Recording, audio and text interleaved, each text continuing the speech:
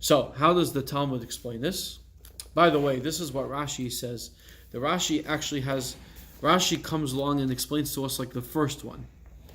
If you look, for those who have the Gemara text, Latam mavatale. This is the second line of Rashi, all the way on the top of the page. Mavatale latam mit matzah deraisa. You're going to be nullifying what the taste of the matzah that's biblical. So Rashi is coming of the opinion that it's about taste, and sure enough, for those who actually learn the laws of Taruvis and laws of Basa B'chala, for those who actually study the laws of kosher, you will notice that Rashi has his opinions and he introduces the opinions of what is considered nullified. And Rashi is just like the Rambam Maimonides that says that the nullification is all about taste and has nothing to do with being nullified 1 in 60. It's all about taste. Rashi actually brings that as his own opinion. So interesting to correlate the two. Says the Talmud going further. So we have this query.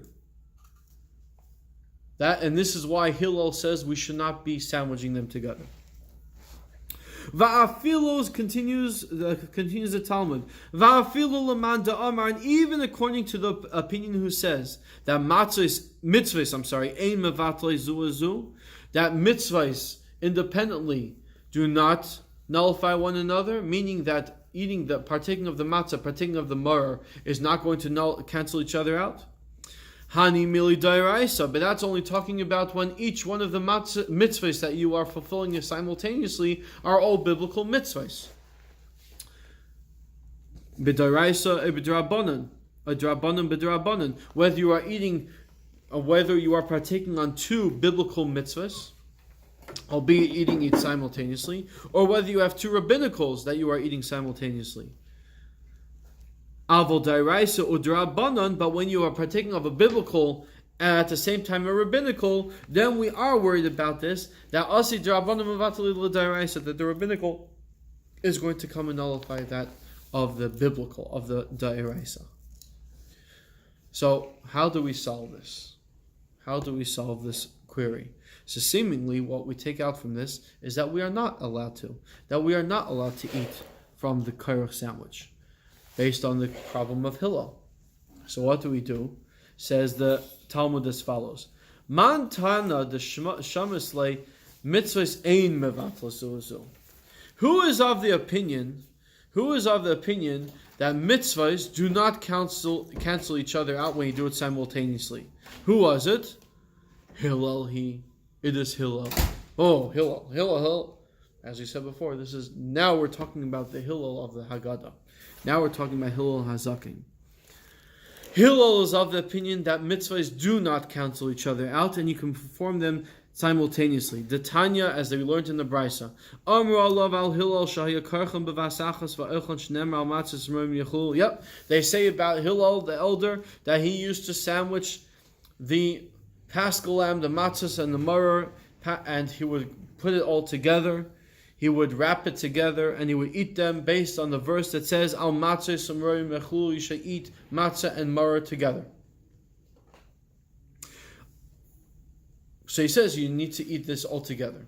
So says the Talmud now, because we see that Hillel ate of the matzah and the maror and the paschal lamb together, therefore Hillel is of the opinion that partaking in mitzvahs simultaneously, one does not cancel the other out.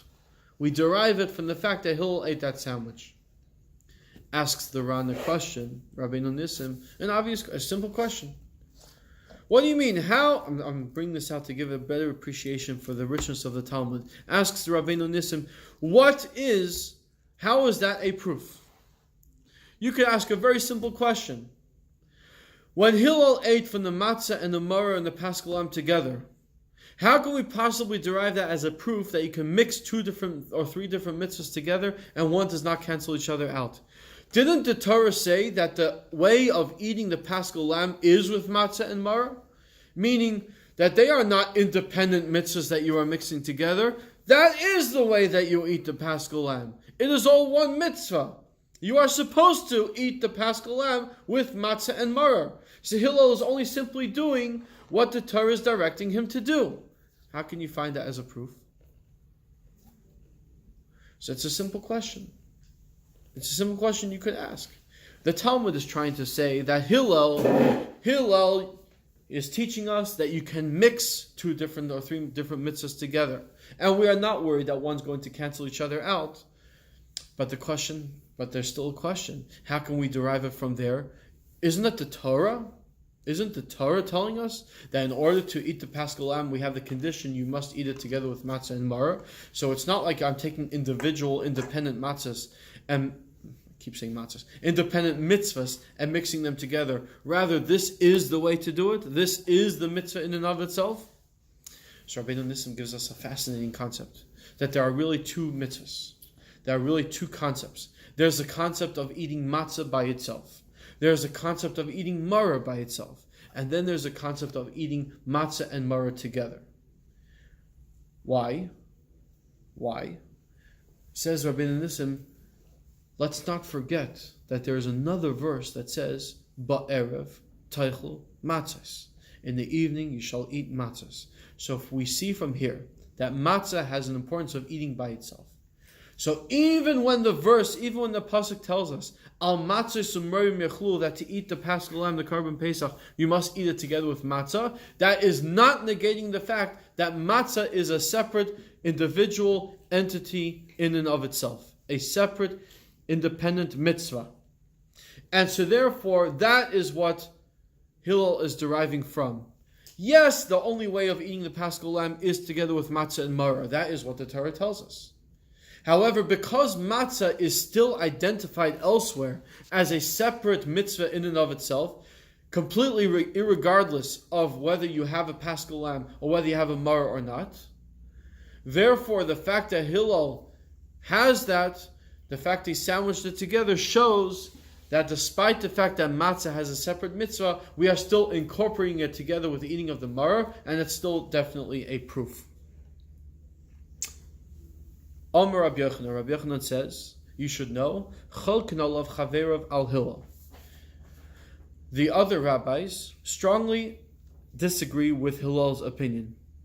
They say that yes, when you do mitzvahs simultaneously, one does cancel each other out. The Tanya, as we learned in the Brisa.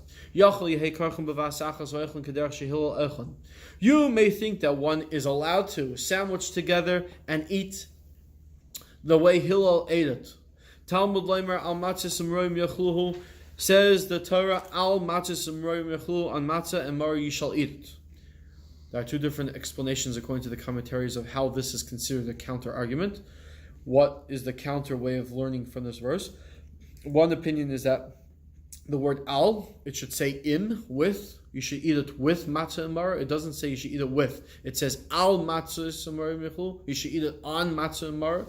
So they basically argue with Hillel saying that eating the Paschal lamb is separate from eating the matzah and maror. Another explanation of how they're deriving in counter argument is the fact that if you look in the Hebrew word yachluhu, we shall eat it. If it was all about eating them all together and that's all considered one part, it should have said al matzos amroim yochlaim, or yochlam, or yochlaim. You should eat them, meaning the Paschal lamb, the matzah, and the maror together. But it says yachluhu, you shall eat it individually.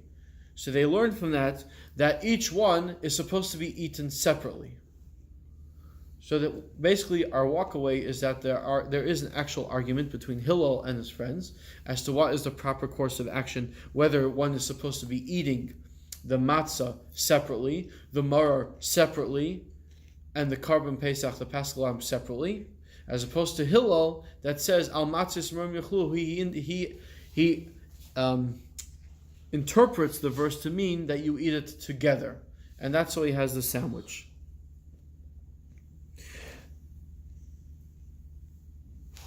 Okay. So that is our walkaway. So what is our walkaway? And with this I'm going to finish. We're entering part 2 now, to understand what's behind it. So what is our walkaway? Are we allowed to have the sandwich nowadays or not? Because seemingly what we took out from the Talmud is that there are 2 dissenting opinions. two dissenting views. One of Hillel, the elder, and one of his colleagues. His colleagues claim that one is not supposed to be eating the matzah, the maror, and the paschal lamb together as one. They derive it from the verse, Al matzah marom yichlu, you shall eat it, you shall eat the paschal lamb on matzah and maror, meaning that you should eat each one separately. Yachluhu, you shall eat it, not eat them. Hillel is of the opinion that yes, it is sandwiched together, and therefore he would be kairech pesach matzah maror v'oichlem b'yachad. He would sandwich the paschal lamb, the matzah and maror, and eat it together. So what's our takeaway? What do we walk away from? What's our understanding? So in short, our understanding is, as the Talmud finishes off,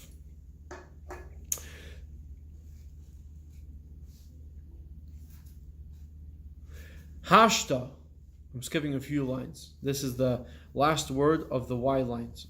Of the first of the wide lines, the last word. Hashta, now. Nowadays, where it's been traditionally decided that the Jewish law is neither like Hillel nor like his colleagues, meaning nowadays we do not have a definitive law like either of them. So what do we do? What do we do nowadays because we do not have neither like Hillel nor like his friends? Why not? Why do we not have the halacha like either of them? For the simple reason that they were arguing with each other about something that was only relevant when the Beis HaMikdash stood. Hillel was claiming that you need to eat the paschal lamb with matzah and maror. Do we have a paschal lamb nowadays? No. So therefore, this whole argument falls away. So we cannot give a proper verdict on what is the law in this argument, because we anyways do not have the paschal lamb nowadays. So how do we follow nowadays? Do we eat it or not? Do we have relevance or not? Now it gets even stronger, like we had Hillel HaKatan, the opening of our Talmud. So do we have a problem nowadays of partaking in eating matzah, which is still biblical today, to eating maror, which is only rabbinical? Why is it rabbinical? Because we don't have a Korban Pesach, Paschal Lamb to eat it with. So can we? So we say, nowadays, because we cannot determine what is the law, neither like Hillel or his friends, therefore the Talmud actually gives us the halacha, gives us the law of what to do, the suggestion of what to do. Mevarich al achilas matzah. First you follow like the colleagues of Hillel, and you eat each one of them separately. First you start with the matzah. Why? Because that is definitely a biblical mitzvah even today. The first thing we do is Maitzi Matzah in the order of the Seder. First we pull out the matzah, we make Al Achilas Matzah, we make the blessing who sanctifies us upon eating the matzah, V'achel, and we eat the matzah. We eat it separately. V'hadar Mevarach Al Achilas Maror V'achel. Then we pull out the maror, and we eat it separately. Again, following the opinion of the colleagues of Hillel, who argued with him that because mitzvahs mevatle zu because one is not supposed to be mixing mitzvahs together, they must be done separately. And they argued with Hillel that al matzah marom yichlu, one eating the paschal lamb with matzah and maror, that verse cannot be taken as a proof that one is able to mix mitzvahs together. Because of that, that is why we eat the matzah first by itself. Then we eat the maror by itself. And only afterwards, hadar achil matzah v'chasa bahadi hadadi b'lei bracha. Afterwards, then we take the matzah and we take the maror and we sandwich it together. Why do we do it in that order? Based on the conclusion of the Talmud. On the one hand, we do not make a blessing on the kairach. We do not make a blessing because it's still part of partaking of the mitzvah of matzah and then of maror. We have in mind when we make the blessing over the matzah, when we make the blessing of the maror, we have the karech, the sandwich, in mind. However, once we've eaten the matzah by itself, we've already fulfilled the mitzvah of eating matzah. Karech, we're not negating karech at all. We're not negating the sandwich. It's not like, oh, it's a custom, we push it away, we eat a little bit. No, we still eat the karech. But because we've already eaten the matzah as a separate entity, we are no longer afraid of mixing mitzvahs together, and therefore we still do it. We still eat the sandwich, but we do it without making a blessing. Rather, we just say Zeichel Mikdash Hillel, remembrance. We say in the Haggadah, Kain Aseh Hillel, this is what Hillel used to do, and we partake in it. So, wow, so much for a sandwich. So now you understand what it means, when Jews eat a sandwich. It's not just Jews are picking up a sandwich. All right, big deal. I grab a matzah, I grab some romaine lettuce, put it together, eat it. But now we understand there's so much more to just eating a sandwich. Here's our walk away. And with this I end.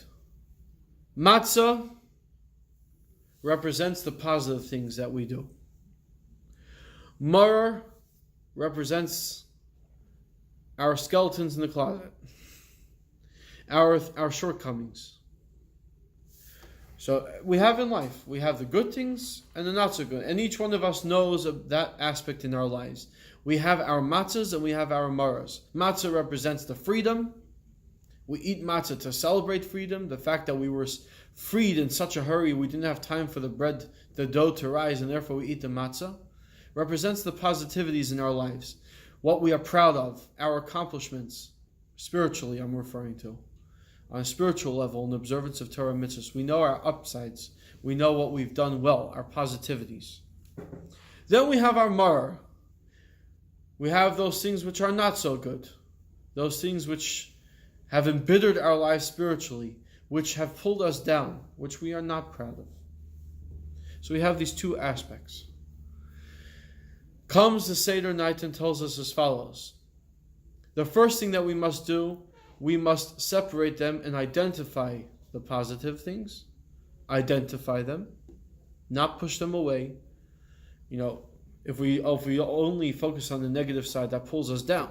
We must identify the positive aspects and to know them and be proud of them and aim going higher from them. That's matzah. That's the first thing. Identify the positive aspects. Then comes maror. At the same time, it is incumbent and we are responsible for identifying our shortcomings. Someone who only thinks that they're a tzaddik and pushes away all negativities, that's also not a good thing. In the opening first lines of the Alter Rebbe writes in Tanya that if a person is to push away the bad things and not make anything of it, a person will come into lightheadedness, and nothing that's negative will have any impact because it'll become laughable. It'll just push it away. One is supposed to identify the shortcomings. That's where the maror comes in. So what do I do about it? What do I take my positivities and my negativities?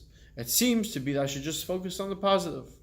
And I should negate the negative side of things because after all, it's negative, it's evil. I should just push it away. I should suppress it.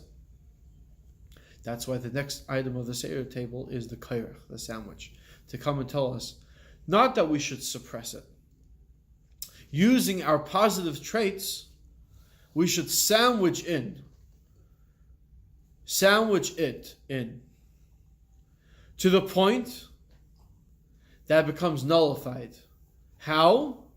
Not that it ceases to exist, but that its existence becomes a part of a greater whole. This is based on what we said until now. This is the teachings of Chassidus. This is a famous teaching, by the way, of the Baal Shem Tov, Kisira Chamer Seinacha. When you have the negative side of you, don't try to suppress it and break it to the point that it ceases to exist. Rather, find the positivity within it to be able to transform it. How do you do that? First, you take the matzah on top, matzah on bottom. You take your positivities to surround it and sandwich it in to the point that you have your sandwich. You are uplifting your negativities by bringing the positivity out of it and uplifting it together with the matzah to the point that you have taken your own negativities and you've nullified them, not that they cease to exist, but that their existence is now becoming a part of the bigger picture. And everything is being elevated in and of itself. So that is the secret of the kairach. That is our walkaway. That's our walkaway. That is the significance of the Seder night. So when we pull out matzah, understanding is our positivities. When we pull out our mirror, we understand we need to identify the negativities. The Talmud tells us, now that we're still in the Talmud, and we learned this in Tractate Brachos, V'ahavtas Hashem lekecha b'chol levavcha, you shall love God, we say this in the Shema, you shall love Hashem your God with all your heart. The proper way of saying all your heart should be libcha, your heart, with one Hebrew letter vet. What does it mean levavcha, with your heart, with two bases? Explains the Talmud, because we have two inclinations.